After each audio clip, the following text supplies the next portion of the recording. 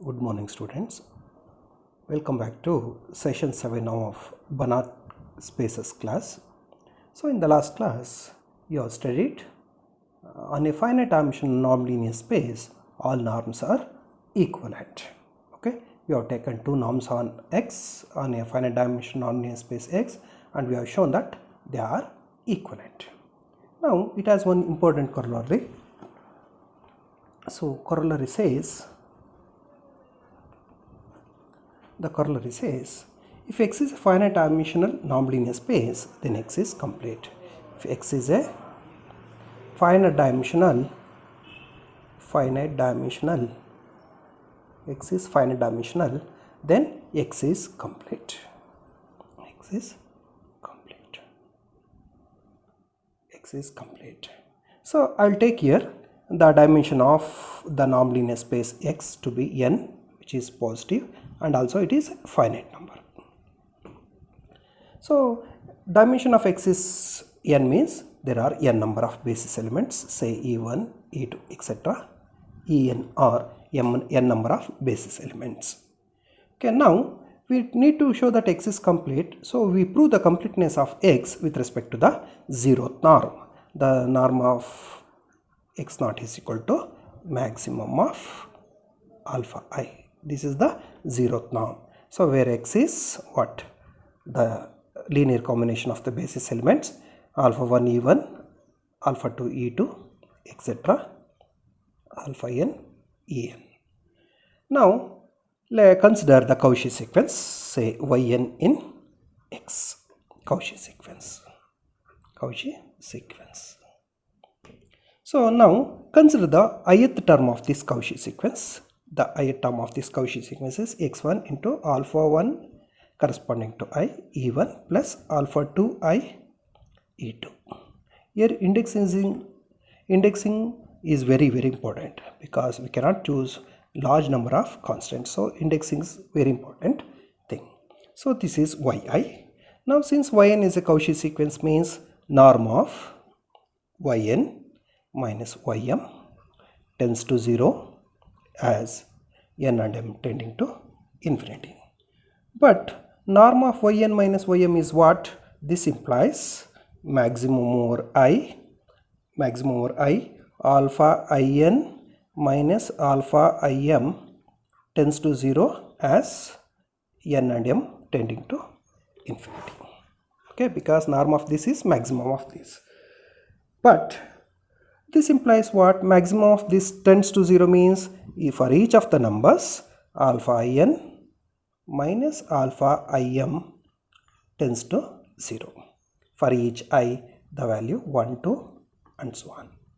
What will happen? Now alpha in minus alpha im tends to 0 means alpha in becomes a Cauchy sequence. Cauchy sequence of scalars. Cauchy sequence of scalars, either they are real or complexes, but both real number space R and C complex number space are complete. Therefore what will happen? This alpha in say converges to alpha I, which belongs to R or C as n tending to infinity. Now I'll consider y to be the linear combination of these converging points. Say y is equal to summation I is equal to 1 to n alpha I ei. Then definitely y is the linear combination of basis elements. Definitely y belongs to X and yn converges to y. So we have considered the Cauchy sequence yn in X, and we have shown that Cauchy sequence converges to a point of X. Therefore X is complete. Therefore if X is a finite dimensional nonlinear space, then it is complete. Next theorem. Say suppose X and Y are nonlinear spaces. Suppose X and Y are nonlinear spaces. Suppose T is a linear transformation from X to Y. Linear. Now if X is finite dimensional, then T is continuous. If X is finite dimensional, X is a finite dimensional linear space, then if X is finite dimensional, then the transformation T is continuous, or the linear transformation on a finite dimensional nonlinear space is continuous. Okay, for this you take say dimension of X to be a finite, say n, which is positive and finite. Okay, so now this is a finite dimensional nonlinear space, means it has a finite number of basis elements, say e1, e2, etc. en be a basis for X. So if there are the basis, then each X belongs to X can be written as X is equal to summation I is equal to 1 to n, say alpha I ei, where alpha is are the scalars. Since T is linear transformation, what will happen? We have T of X is equal to, T of X is what? Summation I is equal to 1 to n alpha I into T of ei. So you call this as number 1. Okay, therefore norm of T of X becomes what? Norm of T of X is equal to summation I is equal to 1 to n norm of I is equal to 1 to n alpha I into T of ei. So this is equal to norm of summation I is equal to 1 to n alpha I into T of ei. So transformation always transforms or maps basis onto the basis elements. So I will write this is T of ei or e dash. T of ei as e dash. So definitely this is less than or equal to norm of x naught into summation I is equal to 1 to n norm of ei dash. What is norm of x naught? Norm of x naught is nothing but, so this is maximum, say norm of x naught is what? So maximum of I over alpha I. Definitely this term is greater than or equal to summation I is equal to 1 to n alpha I. So now norm of ei dash, they are the scalars. I will take that to be some big M. So M times into norm of x naught, where M is summation I is equal to 1 to n norm of ei dash. Norm of ei dash. So therefore what we have, norm of T of X is less than or equal to M times into norm of x naught. Thus T is bounded. So T is bounded means T is bounded implies T is continuous. So a linear transformation defined on a finite dimensional nonlinear space is continuous. Okay. Now we are going to prove another important theorem. This theorem is known as the Rees lemma. Okay. This Rees lemma says if M is a closed proper subspace of a nonlinear space X, okay, and if A is a number such that 0 is less than A less than 1, then there exists XA, means corresponding to A we have a vector XA in X such that norm of XA is 1 and norm of X minus XA is greater than or equal to A for every X belongs to M. So again I will repeat, if M is a closed proper linear subspace of a nonlinear space X, and if A is any real number between 0 and 1, then corresponding to this A there exists a vector XA belongs to X such that norm of XA is 1 and norm of X minus XA is greater than or equal to A for every X belongs to M. Now look at the proof. Okay, so now as we are given M is a closed proper subspace of X. Closed proper subspace means there are some vectors in X which are not in M. I'll choose some vector, say x1 is in X which doesn't lies in M. I'll take D to be the distance between x1 and M. Okay, D is the distance between x1 and M. So that distance you know how to give by infimum of all X belongs to M norm of X minus x1. Okay, so definitely since distance is a non-negative function and infimum of this definitely infimum of norma, infimum x belongs to m, x minus x1 means since x1 cannot take the value x because x1 doesn't belongs to m, therefore x minus x1 is always a non-zero quantity. So infimum of a non-zero quantity is also non-zero, therefore d is positive. Okay, understand this? So now a, they were given a is less than 1. Now a is less than 1 implies 1 by a is definitely greater than 1. 1 by a is greater than 1 means, so since d is positive, I multiply throughout by d means d by a is greater than d.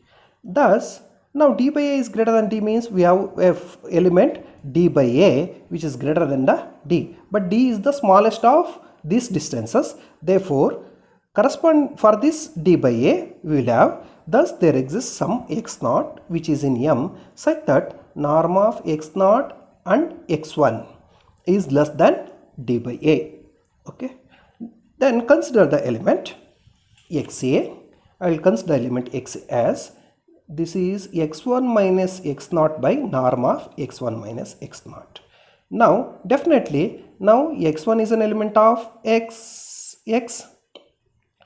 naught is an element of x and this is a scalar. So 1 by alpha times, say this is alpha means 1 by alpha times the element of what? X means totally the element xa belongs to x.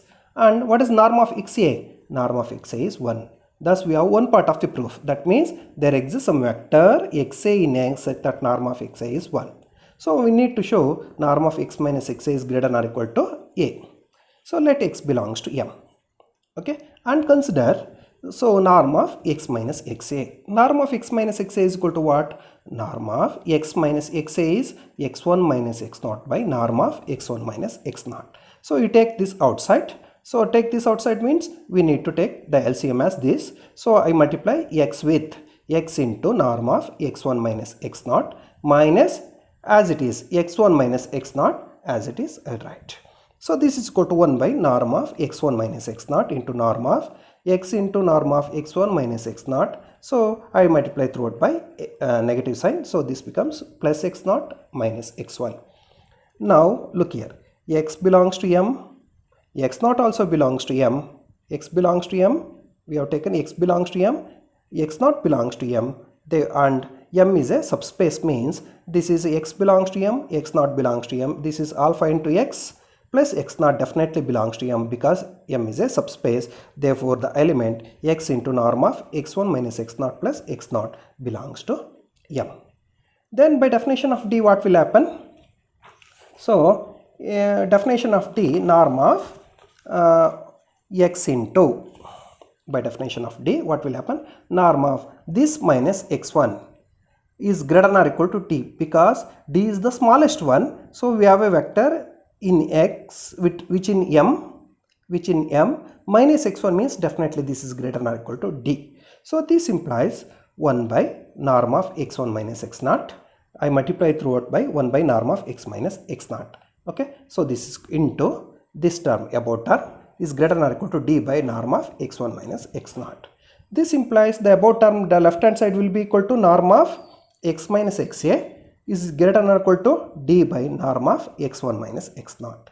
So this implies also norm of x minus x1 is less than or equal to d by a, we have proved. So this implies 1 by norm of x naught minus x1 or x1 minus x naught is definitely greater than a by d. So substituting the value of this in the above expression, we see that norm of x minus xa is greater than or equal to a. This is 1 by norm of x1 minus x naught is greater than a by d. So a by d into already d is there. So this is equal to a. So this implies norm of x minus xa is greater than or equal to a. Thus we find a vector xa in x such that norm of xa is 1 and norm of x minus xa is greater than or equal to a. This is a very important theorem.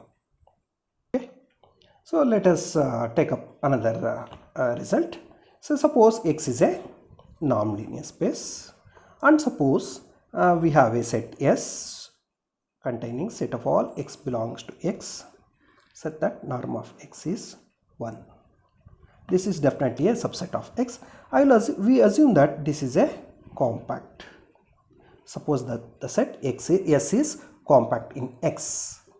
Okay, then S is, then X is finite dimensional. So if a unit sphere, this is the unit sphere.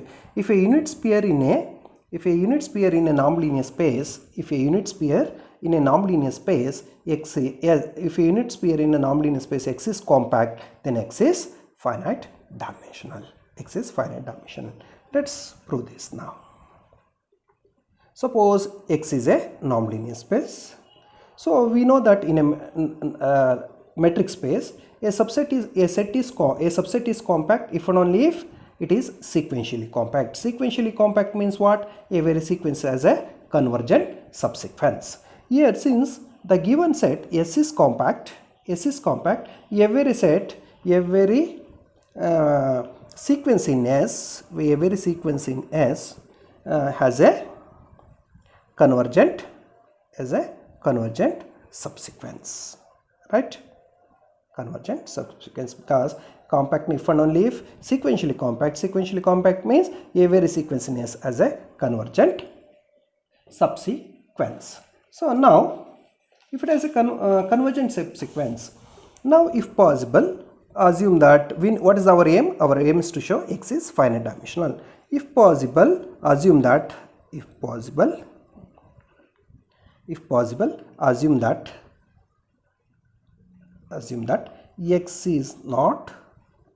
X is not finite dimensional. If possible, assume that X is not finite dimensional. Let's see what will happen. So I will choose the vector x1 in S, and I will consider x1 be the space generated by or spanned by this vector x1. Let's choose the vector x1 belongs to S, and I will generate the subspace x1 generated by this x1. Then definitely this is generated by a single element, therefore x1 is finite dimensional.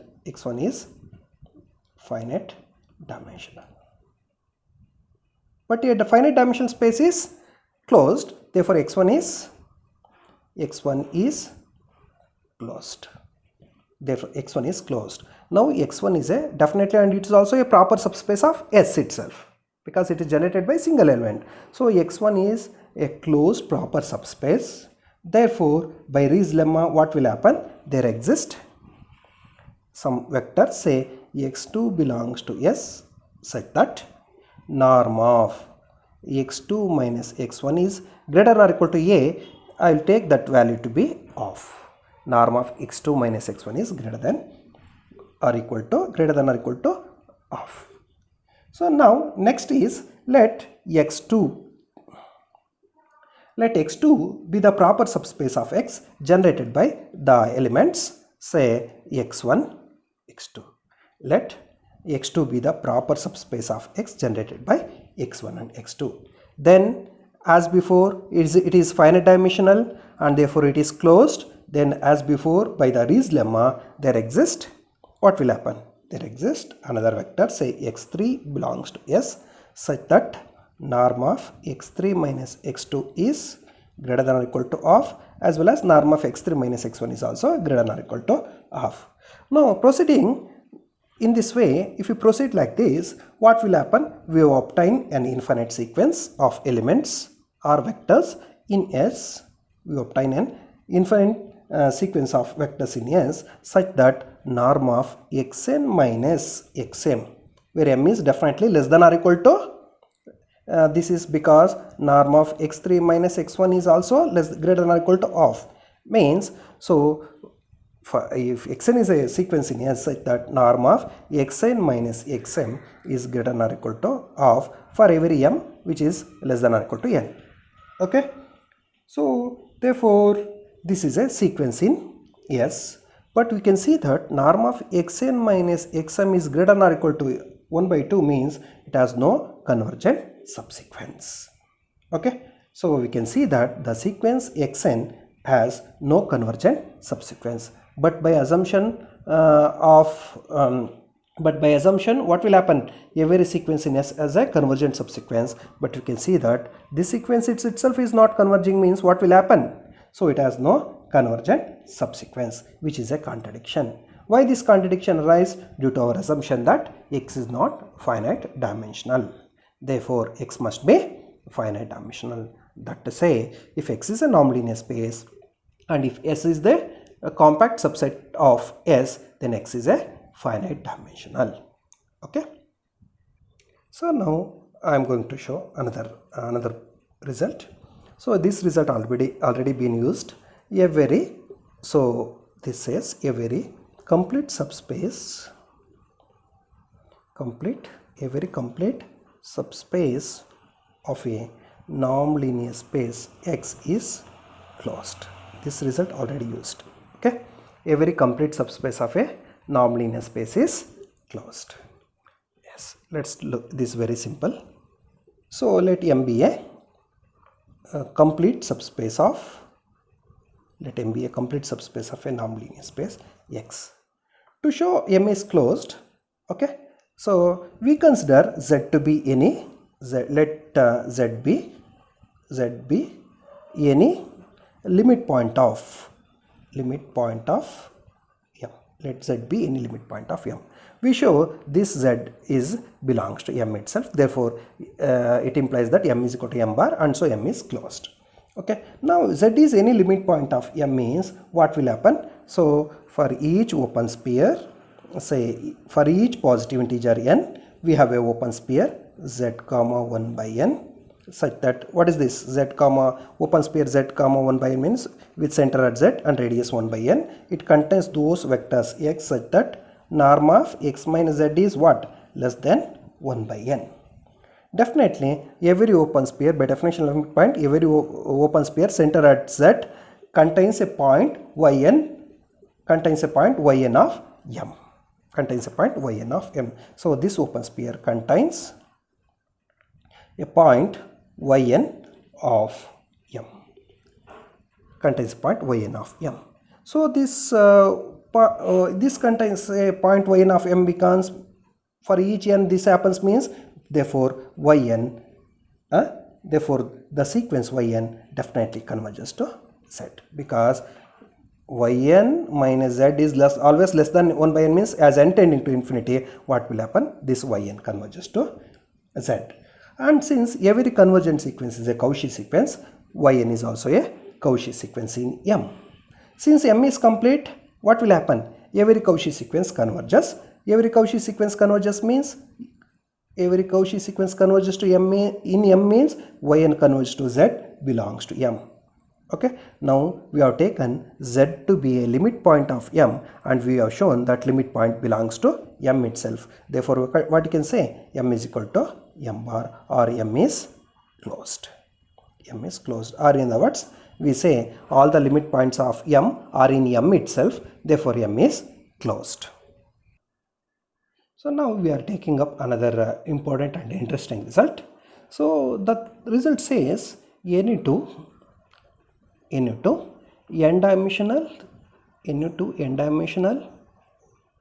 nonlinear spaces, over the same scalar field, any two n-dimensional nonlinear spaces over the same scalar field are topologically isomorphic, or topologically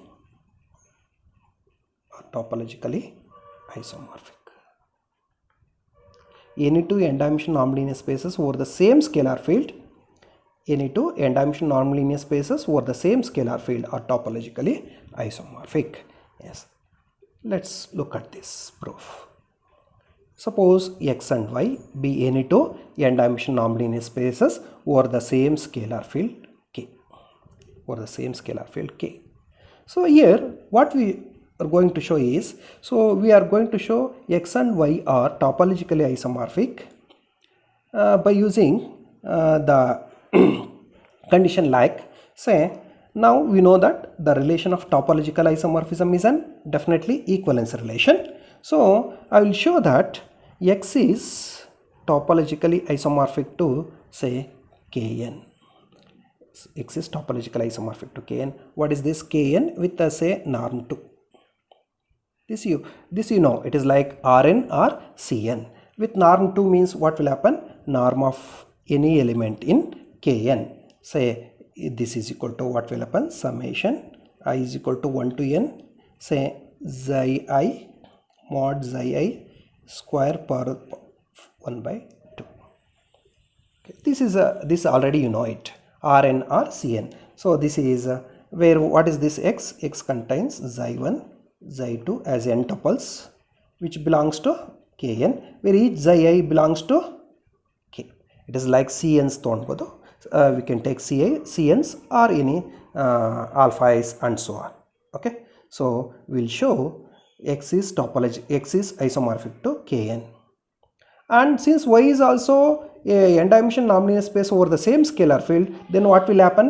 It implies that if you show x is isomorphic to Kn, it also implies that y is also isomorphic to Kn.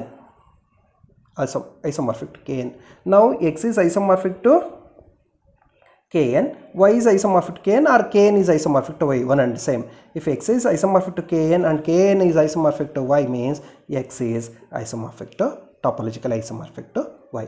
We use this condition to show x any two n-dimensional nonlinear space over the same scalar field are topologically isomorphic. Now, so we'll show x is topologically isomorphic to Kn. So for this we need some map. So now x is a finite dimensional space, means what will happen? We have a finite number of basis elements for x, say e1, e2 and so on. En be a basis for x. Okay, so we define a mapping t from Kn to x.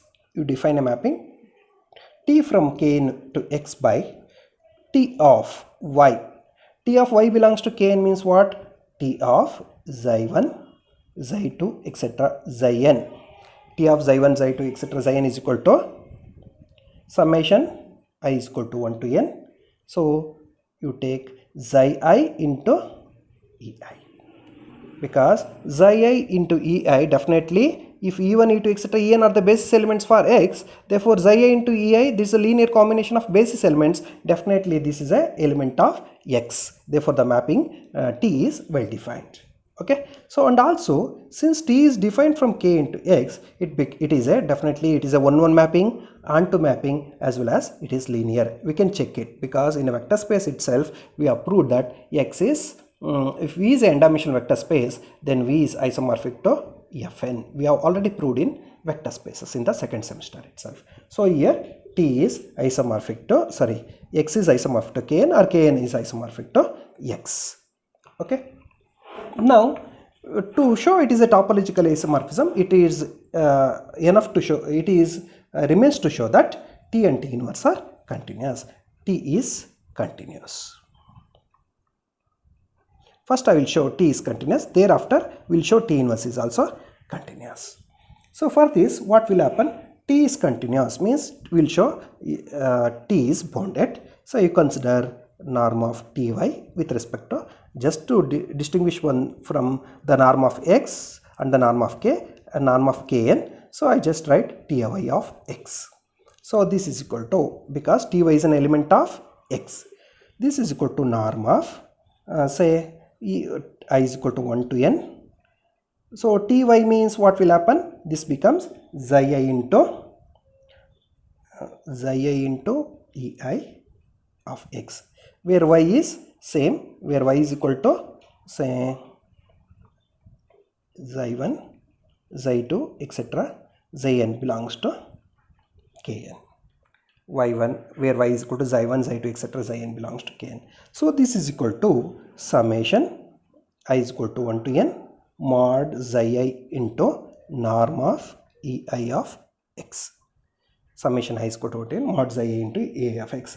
This is definitely less than or equal to summation I is equal to 1 to n mod xi I, I'll take square power of half. Okay, this is into summation I is equal to 1 to n norm of ei of eix. So now norm of ei is definitely a scalar, so I will take this total sum, this is a scalar, so I will take this to be k. Therefore, what will happen? Norm of Ty of x is less than or equal to, this is k means, so k times into say this is k times into norm of, this is what is this? Norm of y. This is norm of y. So k times into norm of y. So norm of y 2. Therefore, norm of Ty of x is less than or equal to k times into norm y2 for every y belongs to where? Kn. For every y belongs to Kn. Therefore, what it implies? That this implies that T is bounded and hence continuous. Therefore, T is continuous. T is continuous. T is continuous. Next, we show that T inverse is also continuous. So, we show T inverse is also continuous. T inverse is also continuous. For this, to show T inverse is a mapping from where to where? T inverse is a mapping from x to say Kn. X to Kn. So for this, I'll define a map, say f from, I define a map f from say Kn to K. I'll define a map f from Kn to K by f of y is equal to, I'll define by norm of Ty of x. I'll define a map f from Kn to K by f of y is equal to, K means norm of Ty of x. So look here, what is this? Say we have a mapping, look here, we have Kn and we have x. T is a mapping from